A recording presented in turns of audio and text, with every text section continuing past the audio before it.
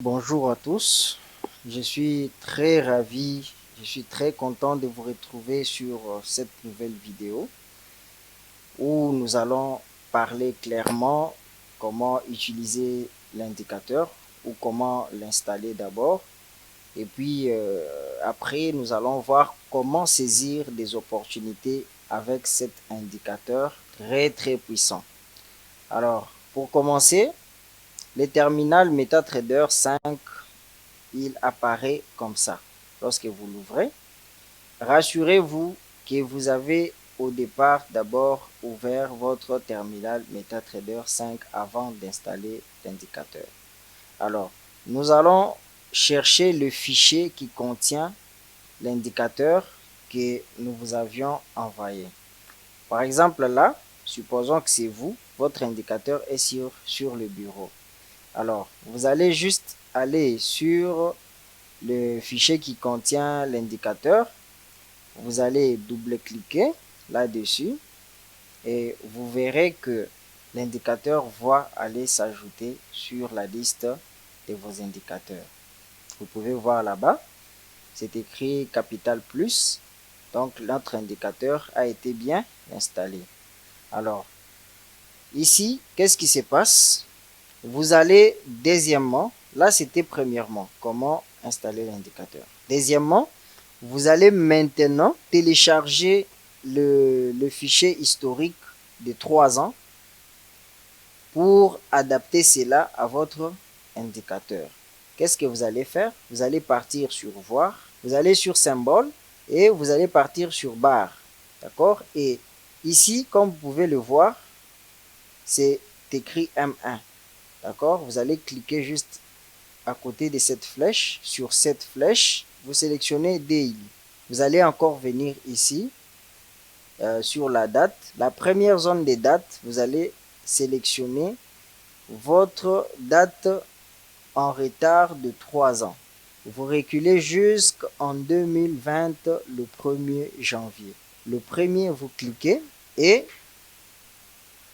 la deuxième zone des dates, vous allez laisser tel que ça se présente. 2023, juin le 12. Dès que vous terminez à faire cette configuration, vous allez aller sur Requête. En anglais, c'est Request. Vous allez cliquer là-dessus et vous verrez que le fichier historique a été téléchargé. Alors, ce que vous allez faire, c'est aller juste sur OK, vous validez. Au cas où vous cliquez sur requête et que vous ne voyez pas les fichiers se télécharger, soyez juste patient.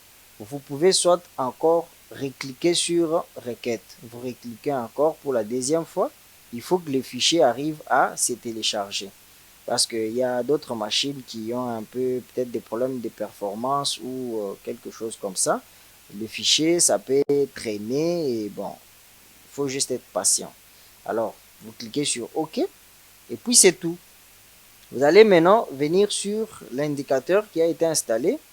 Vous double-cliquez pour l'ajouter sur votre graphique. Et là, vous avez la fenêtre de l'installation d'indicateur. Là, nous sommes sur Général. Donc, par défaut, si j'ai besoin d'installer ça, je vais juste cliquer sur OK et puis j'installe. Au cas où vous voulez changer d'autres choses, par exemple la couleur de votre support ou la couleur de votre résistance, ou même voir la taille de votre support ou la taille de votre résistance, ou même voir la couleur de vos flèches de signaux de bail ou vos flèches de signaux de sel. Donc, vous pouvez définir tout ça ici. Alors, sur visualisation, vous allez juste laisser les deux cases cochées. Vous allez laisser toutes les deux cases cochées comme ça, comme c'est prédéfini par défaut. Et après, vous allez juste cliquer sur OK. Avant de cliquer sur OK, si vous remarquez qu'ici, sur cette case ici, que ce n'est pas coché, vous devriez cocher cette case pour permettre la modification des paramètres des signaux. D'accord? Et puis, vous cliquez sur OK. Et vous allez voir que votre indicateur est comment? Est installé avec succès. Alors, ce qu'il faut faire, c'est quoi?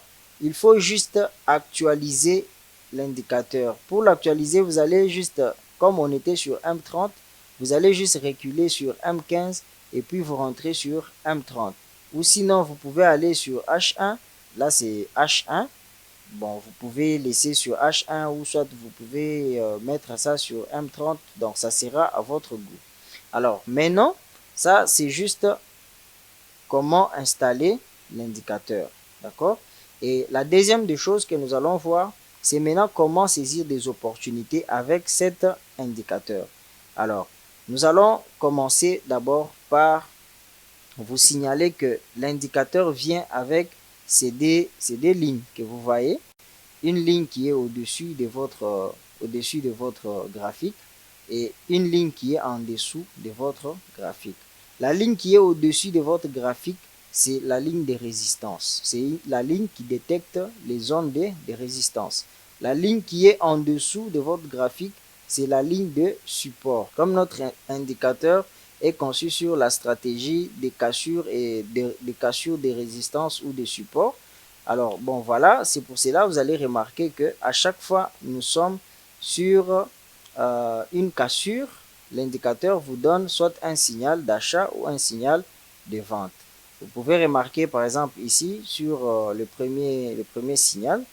Laissez-moi juste agrandir cet écran. Voilà. Alors comme vous pouvez le voir, ici nous avons notre premier signal au niveau de cette cassure. D'accord? Un signal de sell, un signal de vente. Alors, si nous pouvons juste essayer de voir un peu, d'avoir une précision sur le nombre de pips avant que je puisse vous dire combien je vous conseille de mettre comme objectif de nombre de pips. Par exemple, cette opportunité nous a donné au total environ 135 pips.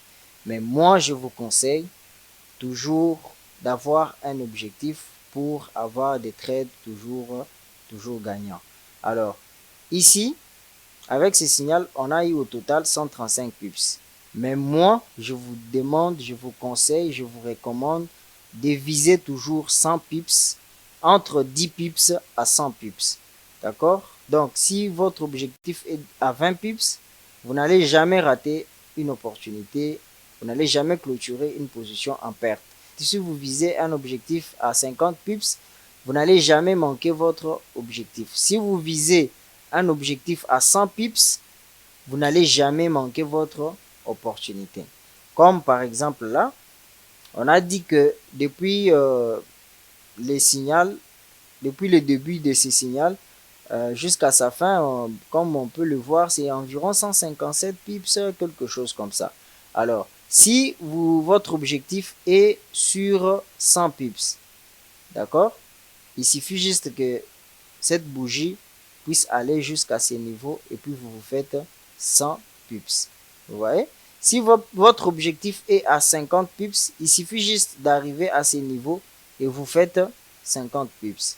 Si votre objectif est à 20 pips ou 30 pips, donc juste à ces niveaux, avec ces mouvements, vous avez atteint votre objectif de 30 pips. Vous voyez?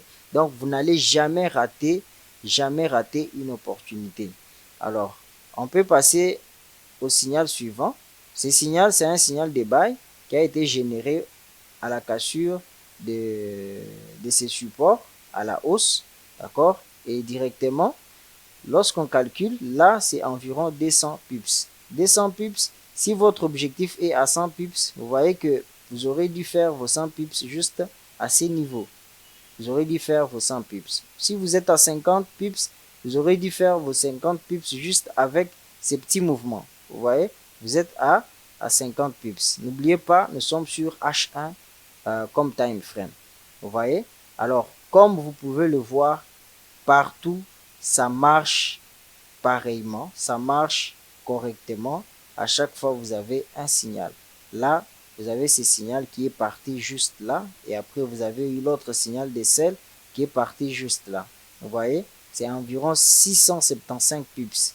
Si vous aurez dû laisser votre position en cours, vous aurez dû gagner 675 pips. Vous voyez? Et c'est pareil. Ici encore, par exemple, vous avez ce signal là au niveau de cette cassure ici à la baisse. Vous voyez? vous avez environ combien? Environ 850 pips. Cet indicateur vous donne des signaux très précis. Ça vous donne vraiment des opportunités très profitables.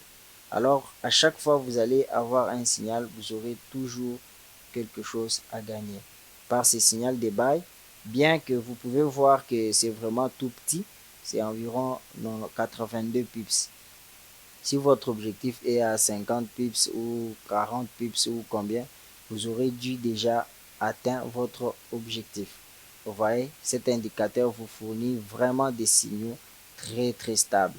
Et vous allez très longtemps rester dans le marché, toujours dans les gains. Parce que la stratégie de cassure, de support, résistance, c'est vraiment une stratégie très puissante et une stratégie très fiable et une stratégie très confiante.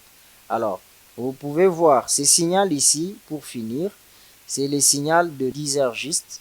Là, vous avez l'apparition de ce signal ici, au niveau de la cassure. Vous voyez, il y a eu cassure et l'indicateur vous a fourni un signal si on calcule le nombre de pips qu'on a eu à avoir depuis ce signal jusqu'à présent. C'est 415 pips. Imaginez-vous un signal de depuis 10 heures et vous êtes dans le marché depuis 10 heures jusqu'à maintenant. Il fait actuellement 22 heures. Merci, c'est la fin de cette vidéo. Nous allons nous retrouver à la prochaine.